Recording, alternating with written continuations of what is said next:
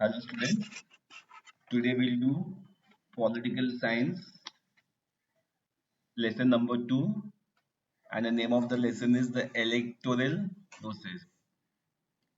Okay, in your textbook, come to page number 75. So let us try to understand a small description of electoral process. What you mean by electoral process? Now, India is a big country in terms of size and population, which is why conducting election becomes a challenging task. So conducting election in country of India is a very challenging task. Elections and representation play a major role in the working of India's democracy. So what plays a major role? Elections and representation. Okay, how elections are conducted in country of India and who are going to represent. The Constitution of India has made provision for an autonomous body called the Election Commission. So to control all these things, what we have got? We have got Election Commission to ensure free and fair election. Free and fair election means during the election, nothing should go wrong. There should be no cheating. There should be no partiality. So it is a free and fair elections.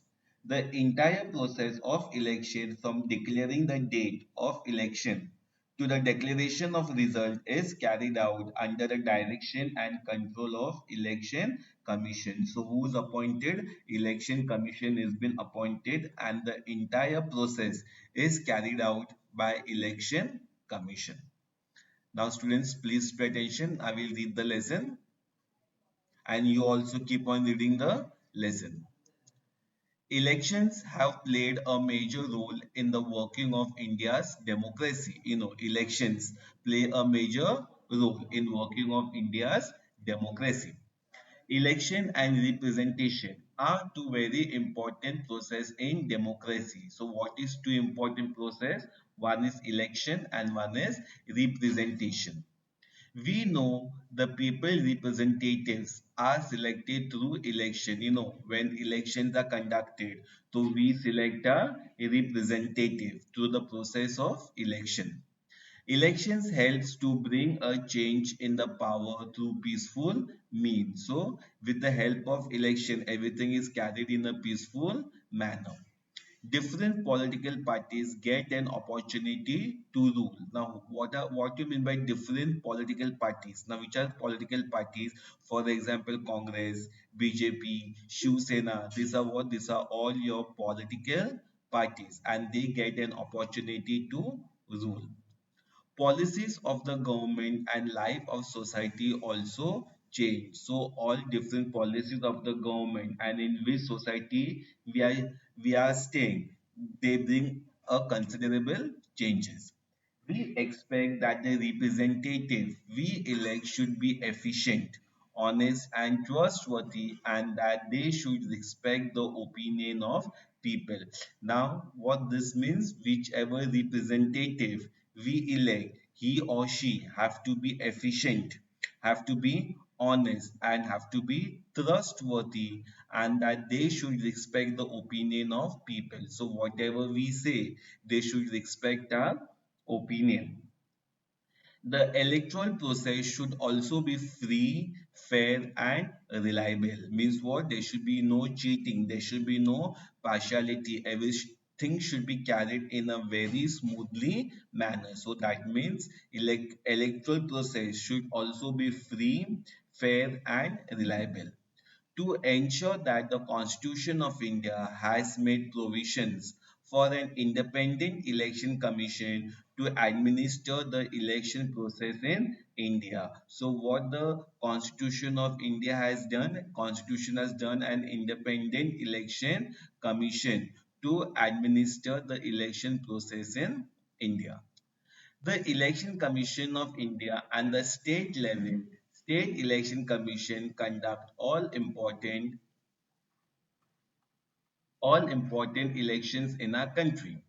The entire process of election from declaring the date of election to the declaration of result is carried out under the direction and control of election commission. So when election takes place, from the time from which date the elections will be conducted and when the results will be declared, it is being carried out by the election commission. The election process is an inseparable component of comprehensive democratic process. So it is a democratic process. Our country is a democratic country. So it is a part of our country to have elections. Now, in this chapter, we will understand the structure. So, what we are going to study the structure, function, and the role of election commission. We will also discuss the reform required to be made in electoral process. So, what changes we will discuss in this lesson, electoral process. Now, see over here what is representation. Now, what do you mean by representation?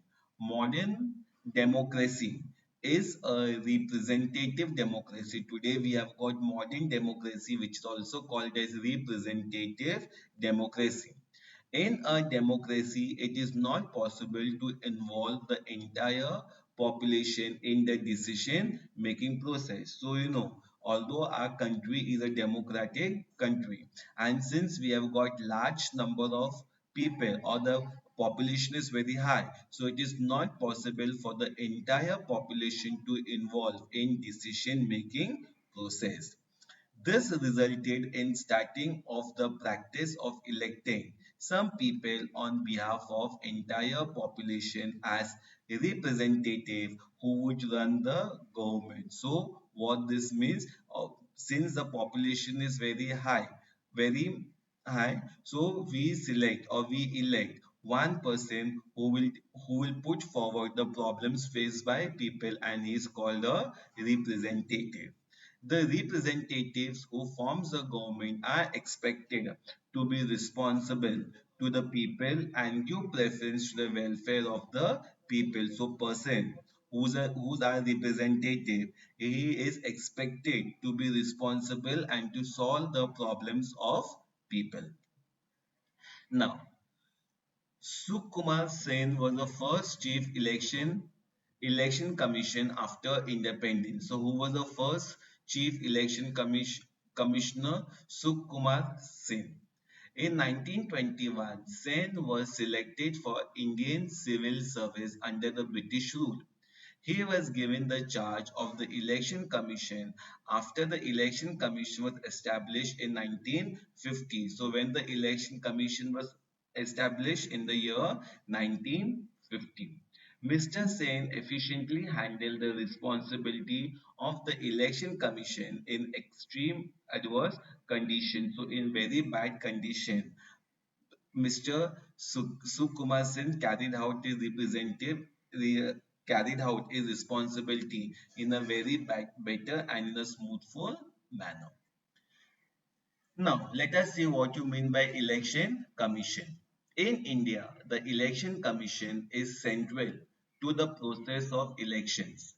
Article, article, see here, Article 324 of the Indian Constitution has established this autonomous body. This election commission, one independent body, has been established by the Indian Constitution, which consists of one chief election commission and two other commissioners. So what is it has got? It has got one chief election commission and two other commissioners.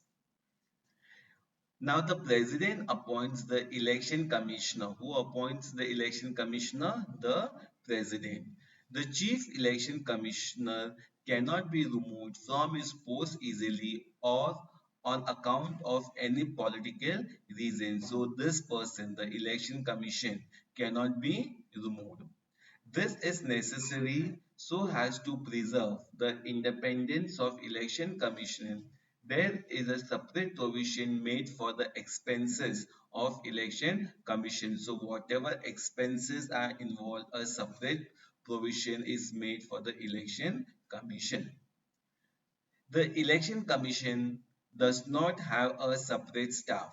Government officers, teachers, and other employees help the election commission to execute the process of election. Now, who helps the election commissions? There are various government officers, teachers, and other employees help the election commissions. Now, very important functions of election commission. Now, let us see what are the functions of election commission. First thing, number one, preparing the voters list. Now, who are the voters? We people, the citizens of India are the voters. Why we are called voters? Because we go and we elect our own representative. Every Indian citizen who has completed 18 years of age has a right to vote. So every Indian citizen who has completed 18 years has the right to vote. To exercise the right to vote, citizens' name must be in the voters list. So every citizen's name should be where? It should be in the voters list. It is the responsibility of the election commission to prepare the list of eligible voters. So it is a responsibility of the election commission to prepare the list of eligible voters. Who are eligible voters? Those who have completed the age of 18. Update the existing voters list and include the names of new voters. The election commission has the authority to issue identity cards to the voters. So we have got something called identity card, and that is known as the voters card. Okay, that was the first function. Second one, decide the timetable and the program of elections. So elections cannot be held anytime. There should be a proper timetable when elections will be conducted. The conduct of election is entirely the responsibility of the election commission. The election commission decides when to conduct election and in how many stages to hold elections in every state. So who decides this? Every state when the elections will be conducted, that date and the timing is decided by the election commission. So the election commission decides when to conduct election and in how many stages to hold election in every state. Now, scrutiny of the application of candidates. Now, scrutiny means what? After filling the form. Okay, the form is being studied and what mistakes are there in the forms have been taken into consideration by the election commission. After the election dates are declared, every political party selects the candidates to contest election. So once the election dates have been finalized, so every political party decide who's going to stand or which candidate is going to stand for the election. Some candidates contest the election independently. So we have got independent candidates also without the support of any political parties. Candidates of political parties as well as independent candidates have to fill the application which include the information about their own self. So whichever candidate is standing for election, they have to fill application which includes the information about their own self. The election commission scrutinize. Scrutinize means what? The election commission studies the entire form filled by the candidate, and if there are any mistakes found, then the mistake has been taken out. All the applications and allow the eligible candidates to conduct the elections. Due recognition to political parties. We have multi-party system in our country. So we have multi-party. Multi-party means what? We don't have only one party, but we have got many parties, and that is called multi-party. For example, Congress, BJP, Shiv Sena. These are all your multi-party system in our country. New parties continue to be formed. Split in the parties result in the formation of new parties. So if the party has been split up, Okay, then the formation of new party is there. All political parties are required to be recognized by the election commission. So all political parties have to be recognized by the election commission. Election commission has a right to de uh, to de-recognize any political party, means the to de-recognize. Election commission also has a right to de-recognize any political party. So de-recognize means if the political party does not have any recognition. The election commission also allows election symbols to the political parties. And what is important? Symbols. Okay, for example, Congress party. What's the symbol of Congress party? The hand. BJP party. What's the symbol of BJP party? The lotus flower. Shiv Sena party. What's the symbol of Shiv Sena party? The bow and arrow. So all symbols are given to political parties. To resolve any disputes relating to election, the Election Commission has a responsibility of resolving any disputes. Disputes means what? If political parties are having certain kind of fight. So who solves them? The election commission solves them and may raise regarding elections. Accordingly, to declare any candidate as a disqualified or conduct re-election in a particular constituency is the responsibility of the election commission. And what we have got a constituency, means to which area you are belonging, that is called your constituency. Accordingly, to declare any candidate as a disqualified, suppose if the election commission thinks this particular candidate is not properly fill the form, he can be disqualified or conduct re-election in a particular constituency is the responsibility of the election commission. Nasia, when two conditions among following is a violation of code of conduct. Now what do you mean by code of conduct? We are the candidate have to follow certain rules, that is called code of conduct. The candidate distributes items of household use, promise made to resolve the water problem if elected, to go from door to door to meet voters and request them to vote, to appeal on the basis of caste and religion to get support. Which of the results would you include in the code of conduct for voters? So this is a general code of conduct is giving to you. Okay, now remember this. This person, Sham Sharan Negi from Himachal Pradesh, was the first voter of India. He exercised his right to vote on 25th of October 1951 in Lok Sabha election. So this was the first person, Negi. Sham Sharan Negi from Himachal Pradesh was the first voter. Okay, students, hope so. You have understood the lesson. Next history political science lecture, we will continue with the same lecture. Thank you, students.